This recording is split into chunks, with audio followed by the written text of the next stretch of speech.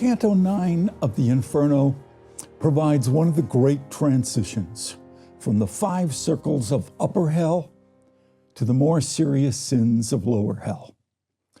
So first, let's talk about this juncture in the structure of hell, and then we can turn to the narrative of what happens in the plot of Canto 9.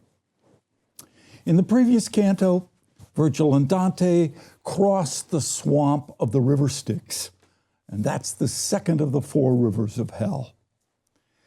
Now they land at the locked gates of the mythic city of Dis, with its impossibly high walls that encircle the lower half of the regions of the damned.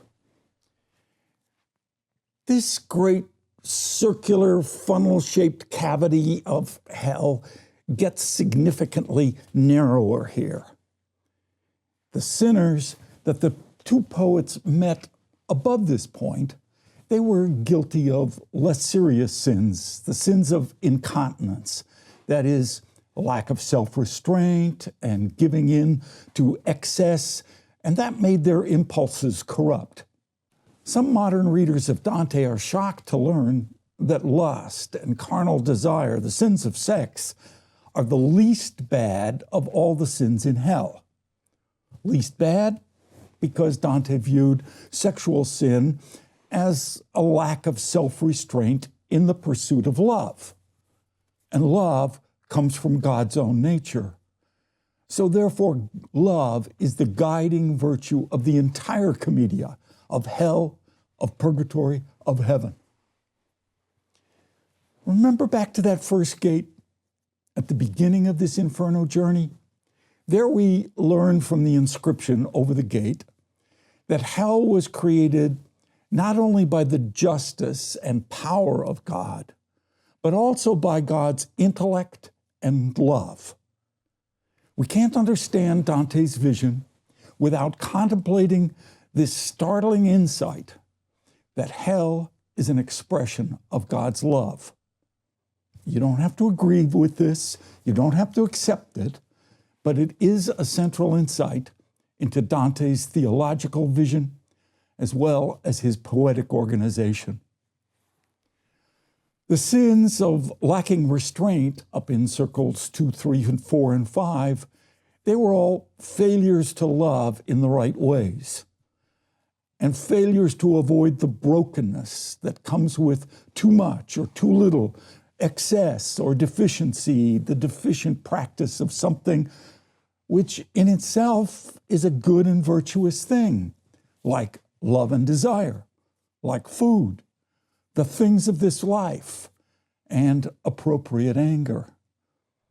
But now the poets stand frustrated and terrified at the second gate in hell, the iron gate and the towering brass wall that was slammed shut against them. The gate and the city of Dis confine the worst sinners down in the deeper 4 circles and their multiple subdivisions that we'll find in lower hell.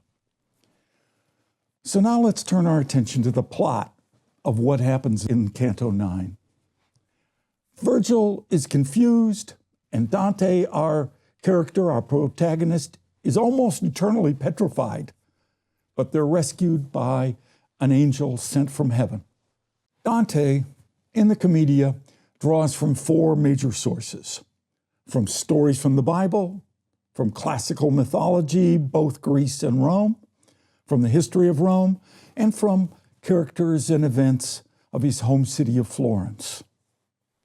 There are no sinners here in this canto, but Canto 9 does make use of some significant classical mythology. The city of Dis is drawn from the Roman divinity Dis, who ruled the underworld. This god has been discarded by Dante and replaced with Satan, whom we will meet down there at the bottom of the last circle of hell.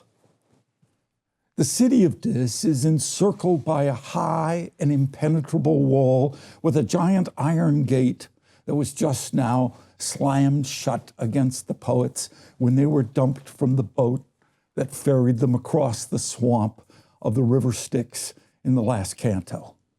The 2 poets have now arrived at the major juncture in the entire Inferno, and they stand in frustrated incomprehension, fear, horror, seemingly halted from continuing their journey. Virgil, human reason, went off by himself to solve this dilemma, leaving poor Dante to fret in lonely terror. And then suddenly, the three Furies of Greek mythology appear on the wall above. The Furies, they spin the thread of your life, measure its length, and the third one snips the thread, bringing your life to an end.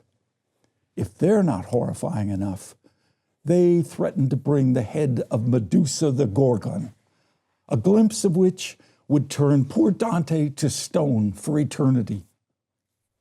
But just then, the great rescuer arrives, an angel bearing the contempt of God, who with his sacred staff waves open the locked gate, and the poets enter the city of Dis and see before them fiery tombs, the tombs of the Epicureans, who are the arch heretics of Circle 6. So how does Dante the poet mean for us to understand his allegory? Well, we know that Virgil is the embodiment of human reasoning, also of the wisdom of the classical world, and yet here Virgil is unable to comprehend the mysteries of sin and divine justice, especially when menaced by those furies of doubt and despair. Dante, the pilgrim, by that I mean to distinguish this fictional character from the author-poet, they have the same name, but the poet understands more fully than his character what's going to happen. Dante the pilgrim is almost completely disabled now, as represented by the confusion and self-doubt of that threat of the Medusa head. But then, for the poets, as for us, God will open doors when we're least able to open them ourselves. That's the reassurance. However, when the angel opens the door for the poets, which at first seems so positive, what is it that they find? They cross into a circle of fiery tombs and cries of anguish.